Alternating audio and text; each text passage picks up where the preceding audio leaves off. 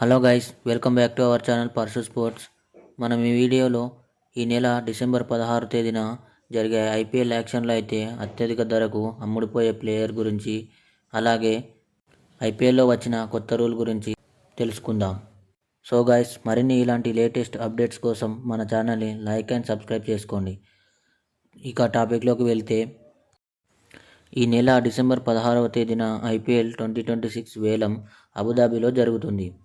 ఎప్పటిలాగే యాక్షన్లో కొందరు స్టార్ ప్లేయర్లు భారీ ధర పలికే అవకాశం ఉంది. ఆడమ్ జంపా, వియాన్ మోల్డర్ వంటి ప్లేయర్స్ని ఫ్రాంచైజీలు టార్గెట్ చేయవచ్చు. అయితే ఇప్పుడు అందరి దృష్టి ఆకర్షిస్తున్న ఆటగాడు ఆస్ట్రేలియన్ ఆల్రౌండర్ అయిన కేమరన్ గ్రీన్. ఈ స్టార్ ప్లేయర్ ఐపీఎల్ యాక్షన్లో అత్యధిక ధర రికార్డు బద్దలు కొట్టే అవకాశం ఉందని చెప్తున్నారు. ఇది ఎంతవరకు సాధ్యం, ఎంతకు కొనుగోలు చేస్తారు అనేది ఇప్పుడు చూద్దాం.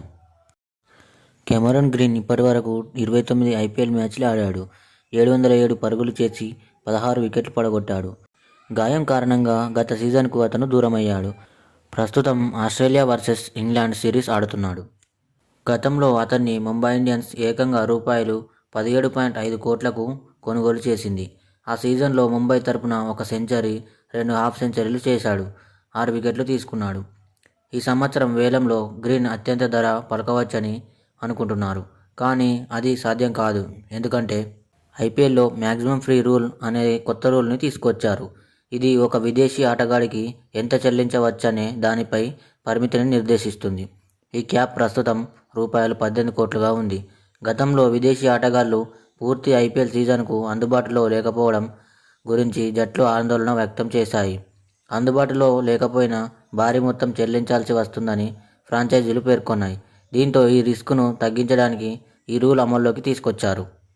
ఒక విదేశీ ఆటగాడికి యాక్షన్ ఫీజు రూపాయలు 18 కోట్ల కంటే ఎక్కువగా ఉండకూడదు. బిగ్ యాక్షన్లో హైయెస్ట్ బిడ్ రూపాయలు 18 కోట్ల కంటే ఎక్కువగా ఉంటే అదనపు డబ్బు ఆటగాడికి వెళ్ళదు. ఆ మొత్తాన్ని ప్లేయర్స్ వెల్ఫేర్కి యూజ్ అవుతుంది.